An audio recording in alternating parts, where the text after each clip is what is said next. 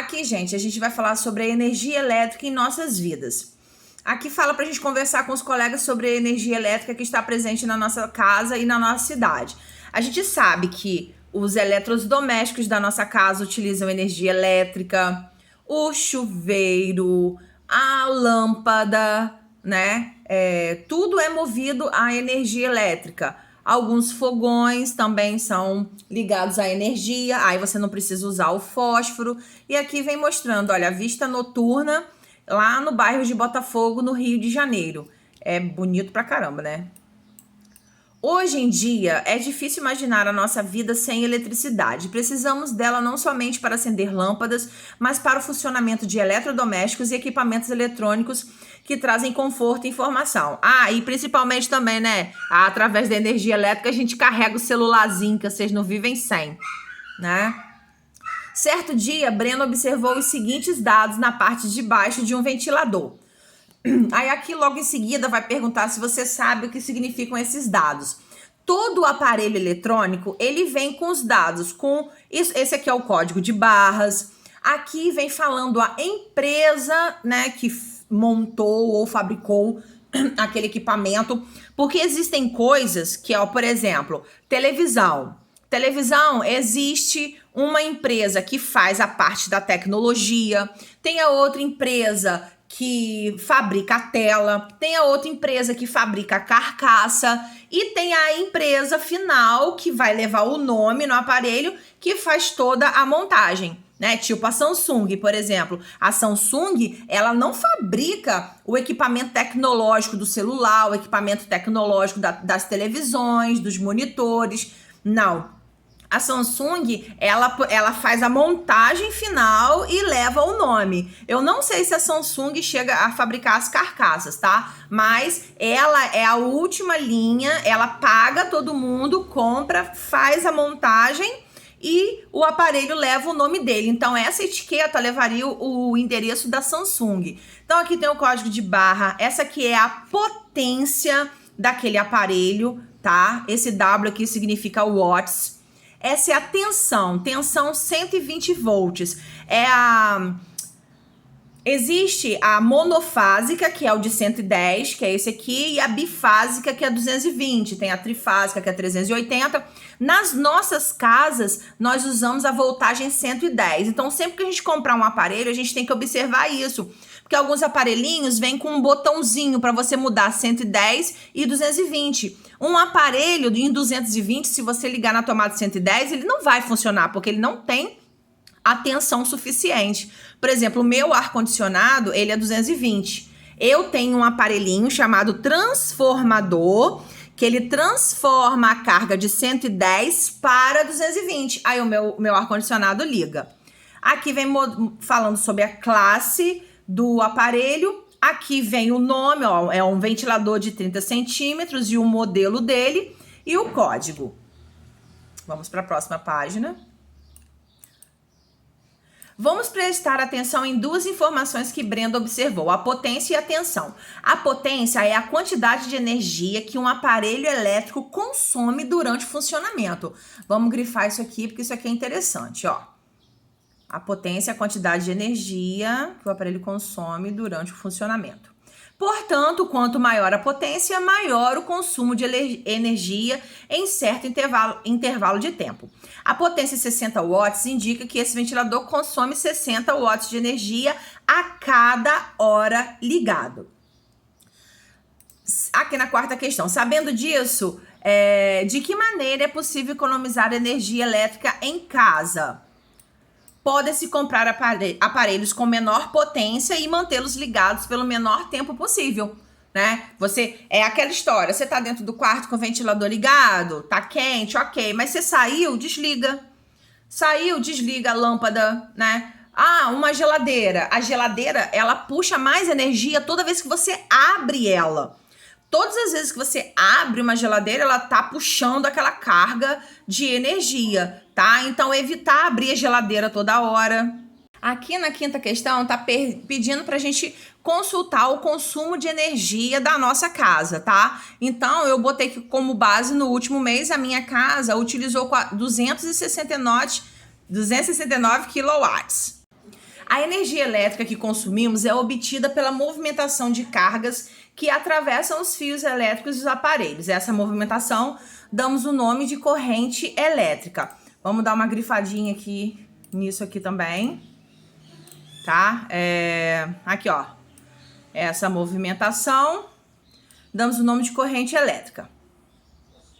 Vimos que as cargas se movem quando estão sujeitas a uma tensão elétrica. No caso do ventilador de Breno, 120 volts indica que essa é a tensão ideal para gerar a corrente necessária para o aparelho funcionar.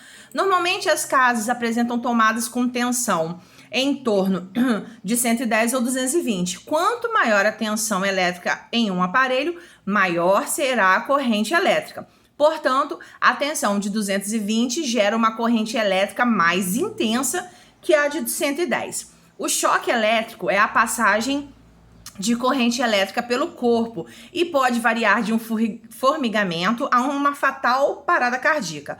Por isso é importante evitar sair de casa durante tempestades de raios, nunca empinar pipas perto de fios elétricos e nem tocar em fios encapados. Os ajustes elétricos devem ser sempre feitos por um profissional habilitado.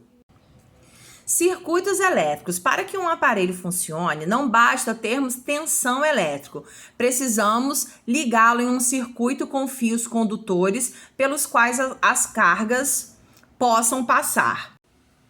Um circuito elétrico é composto de gerador, que é uma pilha, por exemplo, que gera tensão elétrica, além de fios condutores e aparelho. Vamos também grifar isso aqui, tá? Um circuito elétrico é composto de um gerador, que gera tensão elétrica, além de fios, condutores e aparelhos.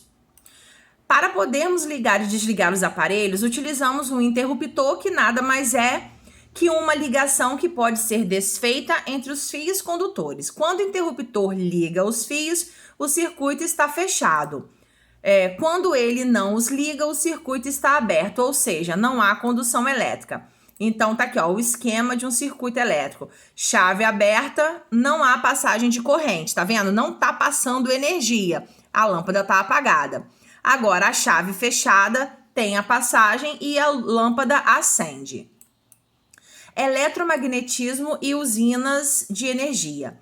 Eletricidade e magnetismo são dois fenômenos interligados. Essa foi descoberta que inseriu de uma vez por todas a eletricidade em nossa vida. Foi observado que ao movimentarmos um ímã na bobina de circuito fechado, uma corrente elétrica é induzida no circuito, ou seja, sem a necessidade de uma fonte geradora, sem a necessidade de uma pilha. Então tá aqui, ó, mostrando, ó, o ímã, ele tá afastado, não tem energia. Quando você faz o movimento, né, gera energia. Tá aqui, ó, bobina é uma estrutura formada de um fio condutor enrolado em si mesmo, tá aqui. E geralmente esse fio é de cobre, tá bom? É nesse princípio que se baseiam as usinas de energia. Um tipo de energia, geralmente mecânica ou térmica, é usada para gerar turbinas. Essas turbinas são como grandes bobinas que, ao girarem ao redor de um campo magnético, geram a corrente elétrica. A energia gerada nas usinas é então distribuída por meio de fios de alta tensão. Ao longo do caminho até as nossas casas, a tensão ela é reduzida e no quadro de energia ela vai ser ajustada para 110 ou 220. O quadro de energia é onde tem o disjuntorzinho, um negocinho que é para cima e para baixo. Geralmente fica dentro de uma caixinha que tem uma tampa. Geralmente dentro de casa, quase não dá para perceber. Às vezes fica próximo ao banheiro, às vezes fica na parte de trás da casa, tá? O cara faz um buraco na parede, a fiação de ligação vem por ali e vão botando os disjuntores. Que os disjuntores, por exemplo, se der um curto, ele desliga sozinho, o botão mexe sozinho, cortando a energia para que a casa não pegue fogo. Aqui, ó, tá mostrando, ó, a usina de energia gera eletricidade, tem a subestação que transforma, muda a tensão das linhas de energia, tem os transformadores no poste da empresa de eletricidade, que muda a tensão para o uso nas casas, o quadro de distribuição da casa, tá vendo? Esse quadrinho de disjuntores Podem ter vários, como podem ter 2 ou 3, depende. E daqui vai distribuindo para as tomadas na casa para a gente ligar os aparelhos. Conhecendo o cientista Michael Faraday. Foi um cientista britânico, nascido em família pobre. Ele começou a trabalhar aos 13 anos para um encadernador de livros e aos 14 tornou-se seu aprendiz. Leu muitos livros que encadernou durante os anos em que trabalhou como encadernador, sobretudo de ciências. Com 21 anos, assistiu às palestras do renomado químico Humphrey Davy. Compilou tudo que aprendera e estudara e enviou para esse cientista que o empregou. Com ele, conheceu importantes cientistas da época e tornou-se cada vez mais envolvido com a química e física. Faraday começou então a interessar-se por eletricidade, mais especificamente pelas então recentes descobertas sobre o eletromagnetismo. Em 1831, conseguiu converter energia mecânica em energia elétrica com base na formação de corrente por campo magnético, nosso principal meio de geração de energia elétrica. Agora aqui, na próxima página, então aqui a gente vai associar cada imagem aos tipos de energia. Então nós temos aqui a energia do Sol. Ele tanto é energia luminosa quanto energia térmica, né? Ele emite calor e emite luz. Televisão, também energia luminosa e energia elétrica. Energia luminosa nós já vimos que é porque emite luz. Nós temos aqui a montanha-russa. A montanha-russa, ela é apenas energia mecânica, tá? Porque é através do movimento da máquina que ela vai funcionar. E nós temos o liquidificador, que é uma energia mecânica, né? Que tem a movimentação, mais a energia elétrica. Na 7ª questão, tá pedindo aqui pra gente pintar de amarelinho a lâmpada que está acesa. Aí eu quero perguntar a vocês, qual dessas aqui é que vai estar acesa? Quando a chave está fechada ou quando a chave está aberta? A chave está fechada. Isso aí. A chave está fechada. Ok. Então, galera, aqui, ó, vai ter energia quando a chave estiver fechada. Só pintar de amarelinho só a lâmpada, tá? Porque aqui eu não tenho como pintar de amarelinho. Deixa eu aumentar aqui um cadinho a imagem. Agora vamos para a próxima página. Os eletricistas são profissionais que instalam e reparam as redes elétricas. Além dos conhecimentos técnicos em eletricidade, eles precisam saber todas as normas de segurança relacionadas à parte elétrica, para não colocar sua própria vida em risco, nem a das pessoas para quem prestam serviço. Uma medida básica de segurança é o uso de luvas e botas espessas de borracha, próprias para esse tipo de trabalho. Por que as luvas e as botas devem ser de borracha? Então, por que as luvas e as botas devem ser de borracha? Porque a borracha é um mau condutor de eletricidade e funciona como isolante. Se você colocar aqui porque a borracha é um isolante, também tá certo, tá bom? Mas aí você só completa com isso. E é um mau condutor de eletricidade. Rachando a cuca. Cabos embaraçados são um problema na vida atual em que temos aparelhos elétricos por todo lado. A ilustração abaixo mostra cabos de fones de ouvido embaraçados. Pinte de azul um fone e o outro de amarelo. Eu aqui só vou ter como pintar de azul, tá? Porque eu não tenho a corzinha amarela ali na minha canetinha. Então, vou vir aqui de azul e vou vir, ó.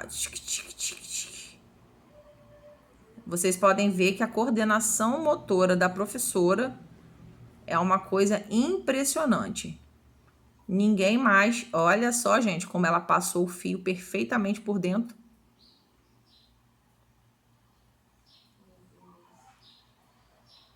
Cheguei. Então, esse vai ser o de azulzinho, o outro de amarelinho, ou tanto faz se vocês fizeram de forma contrária, tá? Olha só, essas duas páginas aqui vem falando sobre fazer uma experiência. Nós optamos em não fazer porque esse tempo de pandemia tá muito complicado para sair, para comprar as coisas estão muito caras. A gente sabe da situação financeira de todo mundo, então a gente resolveu não fazer essa experiência, mas observar o que ela vem falando e responder. Se alguém tiver de repente os materiais em casa, quiser fazer, filmar e mandar pra gente, vai ser legal, tá bom? Então tá aqui, ó, pilhas de limão. Uma forma de gerar eletricidade são as pilhas, nas quais ocorre uma reação química que promove o movimento de cargas elétricas. Mas será possível fazer uma pilha em casa? Quais são os materiais necessários? 5 limões, 6 cabos elétricos curtos com garra de jacaré nas duas pontas, 5 moedas de cobre, 5 pregos de zinco e um LED, tá? Então aqui qual é o procedimento? Peça a um adulto que faça um corte pequeno em um limão com uma faca afiada, onde você deve introduzir metade da moeda. Ao lado da moeda, coloque o prego de zinco e repita o procedimento dos outros. Fazer isso em todos os limões, tá? Aí vocês vão conectar esse cabo com a garrinha jacaré. Um limão vocês vão botar na moeda e no outro limão vocês vão botar no preguinho. E assim vocês vão fazendo em todos eles, tá? Moeda, preguinho, moeda, preguinho. Irão sobrar duas pontas dos fios que você deve conectar ao LED que vai fazer acender. Então aqui agora a gente vai responder essas questõezinhas. Há corrente elétrica passando pelo fio? Sim, com certeza, porque está acendendo o LED. Se não tivesse acendendo, não estaria passando corrente, tá? Porque o LED não acende se estiver conectado em apenas um dos cabos. Porque o circuito está aberto e a corrente surge apenas quando o circuito está fechado, né? Ali tinha uma garrinha solta, quando conectou ela ficou fechada. Porque, por causa do suco de limão, reações ocorrem de forma que cargas do cobre são transferidas para o zinco. Por que isso provoca corrente elétrica? Tá aqui, ó. Porque o movimento de cargas elétricas de um ponto até outro gera a tensão elétrica. Eu no mundo, energia limpa. Para colocar o videogame para funcionar, precisamos ligá-lo na tomada. Para fazer uma vitamina de frutas no liquidificador, também. As indústrias para fabricar todos aqueles produtos também precisam de energia. Mas de onde vem a energia que move tantas coisas? Será que fazer isso tudo funcionar prejudica o meio ambiente? Calma, nada de pânico. É possível sim usar a energia sem destruir nosso querido planeta. Sabe como? Usando a energia limpa. Roberto Chasky, do Programa de Planejamento Energético da UFRJ, explica: energia limpa é aquela que produz menos gases que poluem o ar, ou que é gerada a partir de fontes renováveis, ou seja, fontes que, mesmo depois de utilizadas, serão recolocadas no meio ambiente pela própria natureza. As fontes de energia mais utilizadas hoje em dia vêm de recursos naturais, que são bens escassos. Isso quer dizer que um dia elas vão acabar. É o que acontece com o petróleo. Por exemplo, a partir dele são feitos a gasolina e o óleo diesel, que movem carros, caminhões e ônibus. Mas o petróleo que é retirado de camadas bem profundas da Terra vai deixar de existir um dia. No Brasil, 90% da energia elétrica que chega às nossas casas é produzida nas usinas hidrelétricas, que usam a força da água do rio. Essas usinas não causam sujeira, mas podem alterar o curso dos rios e afetar a flora e a fauna do lugar onde ficam instaladas. Isso quer dizer que quanto mais usinas tiver, mais riscos de estarmos alterando o meio ambiente. É por isso que cientistas estão pesquisando outros meios de bar a energia até nas casas. A ideia é que todos possam continuar jogando videogame e andando de carro por aí, mas sem acabar com os recursos da natureza ou destruir o meio ambiente. Você deve estar pensando, que bom, mas como isso é Roberto Xavier. responde: não faltam opções para gerarmos energia limpa e renovável. A energia é holônica, que é gerada através dos ventos e biomassa, e que isso é produzido a partir de bagaço e de cana-de-açúcar, e a energia solar gerada com calor e a radiação do sol. São bons exemplos disso. Outra solução que é sempre bem-vinda é a economia. Acredita que, se todos os brasileiros economizassem energia em pequenas ações do dia a dia, só gastaríamos metade da energia que usamos atualmente? É isso que se pode fazer com atitudes simples, como apagar uma lâmpada ou tomar um banho menos demorado. Vamos tentar? É preciso cuidar do nosso planeta para aproveitar o que ele tem de melhor muito tempo. Observe aqui as principais fontes geradoras de energia. Nós temos a hidrelétrica, que é a força das águas, turbinas eólicas, que é a força do vento, painéis solares, usina nuclear e usina térmica, né? Eu quero agora, na próxima página, que vocês coloquem aí nesse quadrinho importante, tá? Olha, ali nós temos as usinas, os prós e os contra. Prós são tipo a favor, né? As coisas boas. E os contras são coisas ruins. Então, de uma usina hidrelétrica, é uma energia em grande quantidade renovável. E os contras, alagamento de enormes áreas, problemas ambientais e sociais locais, alteração da paisagem. Eólica, renovável sem grande impacto ambiental. Qual é o contra? É o alto custo, alterações da paisagem e depende de fatores climáticos. A alteração da paisagem é quase nada, tá, gente? É mais ali o alto custo, que custa muito caro para se montar toda essa turbina, e os fatores climáticos, que ele depende de vento. Se não tiver vento, ele não vai girar.